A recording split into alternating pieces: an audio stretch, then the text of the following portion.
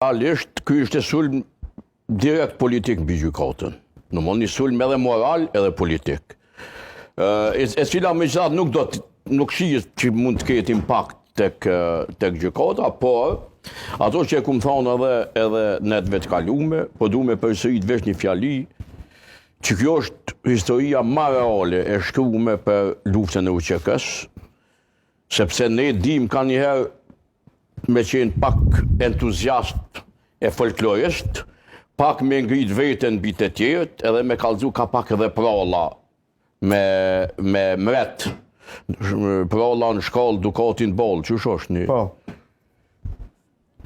Njerëzit i kanë dhënë vetes tituj, i kanë dhënë vetes domethënë pak me edhe me rrit moralin popull, që kinë se na kemi shtab përgjithshëm.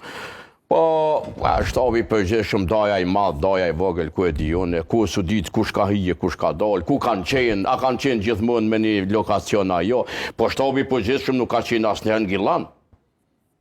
Gjatë luftës, nuk ka qenë Kamenic, nuk ka qenë Tazom, çka po di unë në komuna të tjera.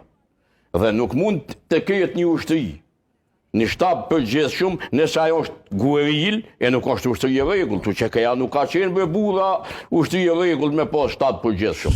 Kjo praktikisht na ja kemi rrit vetit, edhe vetë ushtria shqiptare ka rrit veten me një momentum ku ju ka dosh më shumë për moral ideopolitik se sa për realitet. E dyta, qeveria përkohshme. Çush mund të ketë qeveri të përkohshme nëse ajo ose nuk është në gzel, me një zyre, me një vull, ose përrin maleve. E sillet herë në Drenic, e herë në Dugagjen, e herë del atje krejt për Kosovë, del Maqedoni dikun. Çfarë qeveri e përkohshme? Veç me i thonë vetit jam ministër. Asnjë detyrë nuk e ka kry.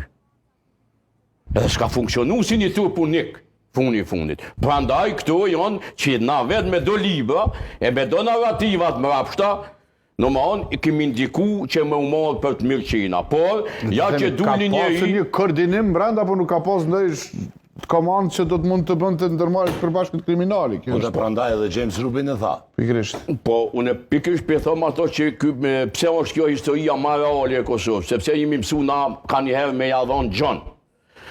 Na e kemi ditë, unë jëmë konë këtu edhe gjatë qeverisë përkohshme, edhe gjatë Rambujes. Unë e di rastin për shembull kur komandon trimin nga Zolli, të shduhet me Zoll. Thot, në shkruni ma pak se pavarësi, unë e kam edhe armë antiaerore. Domethënë, që këtu shihet që Hashim Thaçi nuk e ka pas në kontroll kushtari Rubin UÇK-n. Se fundi me ka mund dikush me shkrep në fishek.